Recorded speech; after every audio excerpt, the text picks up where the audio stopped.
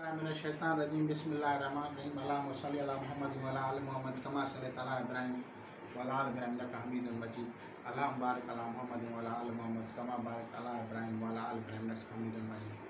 औज़ु बिल्लाहि मिनश्शैतानिर्रजीम बिस्मिल्लाहिर्रहमानिर्रहीम।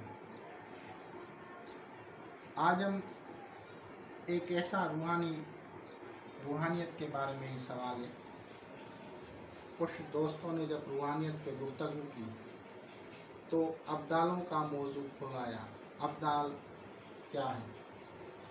अब्दाल ऐसी हस्तियां होती हैं जिनको तसर्रुफ़ात अता किए जाते हैं और उनकी मुख्तलिफ़ दरबारों में हाज़िरी होती है।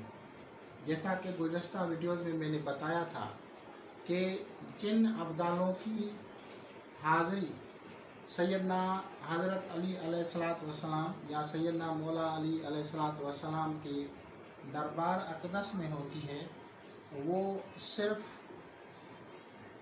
लंगोटा बांधे घूमते हैं, यानी साड़ी तहबंद होता है, नीचे उसका सतर ढका होता है, ऊपर उनकी पीठ खुली रखते हैं। ये उनकी पहचान होती है। चाहे वो मजजूब घूमें, चाहे किसी गद्दी पे बैठें, वो इस तरह से ही बैठते हैं, सिंपल से। और इसके अलावा इनमें अब्दालों में किस्में होती हैं। कुछ वो हैं जो 7 हैं, यानी ज़मीन के 7 हिस्सों पे उनके तसर्रुफ़ात हैं।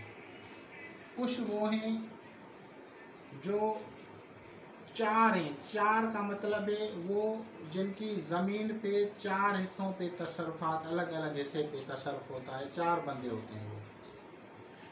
इस तरह का एक बुज़ुर्ग सक्खर से नज़दीक एक शहर है, आज भी है, उसको शिकारपुर बोलते हैं। शिकारपुर में एक फ़कीर रहता था पहले, आपको उसकी मज़ार है वहाँ पे, और वो मज़ार भी उनके घर के अंदर है, यानी अगर कोई पूछेगा तो बताएंगे, नहीं तो नहीं। वहाँ पे एक बुज़ुर्ग था अब्दुल करीम कंधर रहमतुल्लाह अलैह। वो जब विसाल कर रहे थे, वफ़ात फरमाने का वक्त, टाइम आ गया उसको, तो उसने अपने मुरीदीन को कहा, आओ तो मैं तुम्हें किसी के सुपुर्द करके आऊँ। तो जब वहाँ पे गए वो, तो उसको बुलाया। उसका नाम था, उस अब्दाल का नाम था अब्दुर्रहमान हज़रत अब्दाल। ये अब्दाल अरबा में था, फोर अब्दाल में था ये।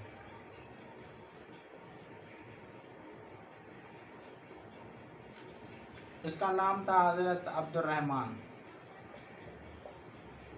और ये दायो था, दायो।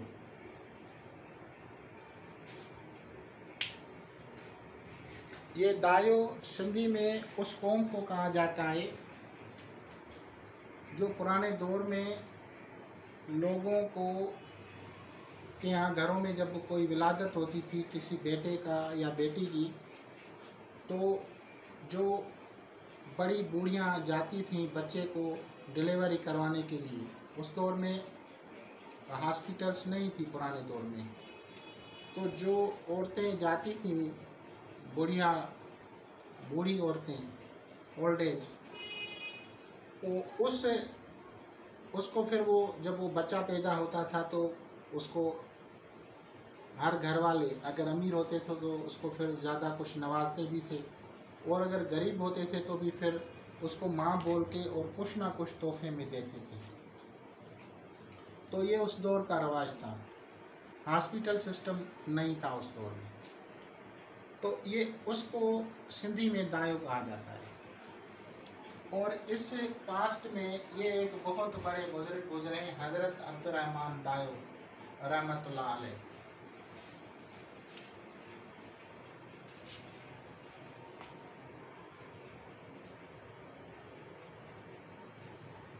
और इसे मैं इंग्लिश में इसलिए लिख रहा हूँ ताकि लोग समझ सकें। अब्दुर्रहमान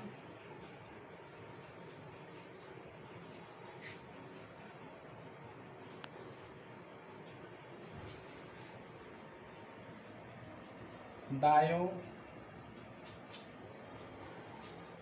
इन शिकारपुर।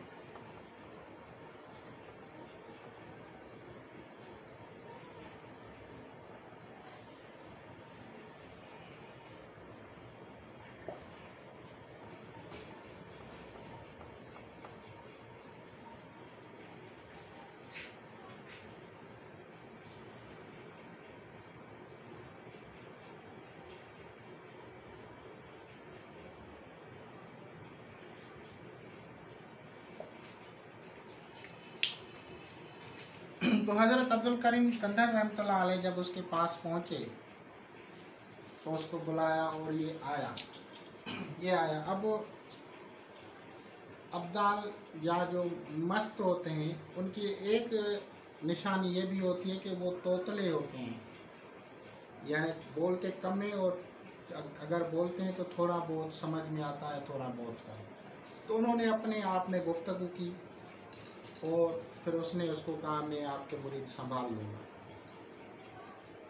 तो फिर उसने अपने मुरीदों को बताया कि जब भी आपका कोई भी काम हो तो इसके पास आना।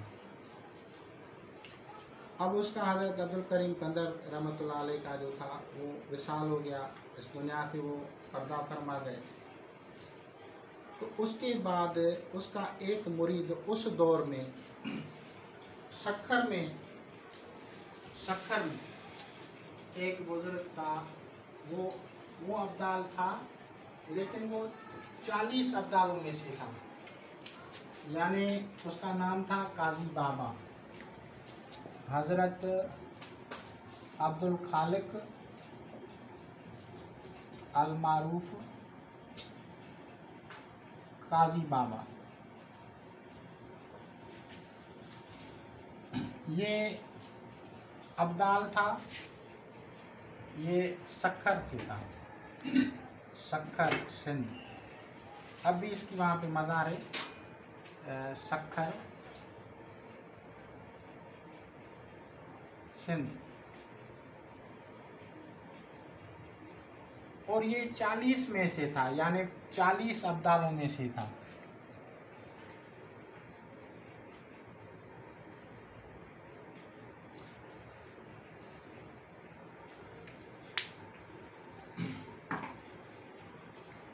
ये उस वक्त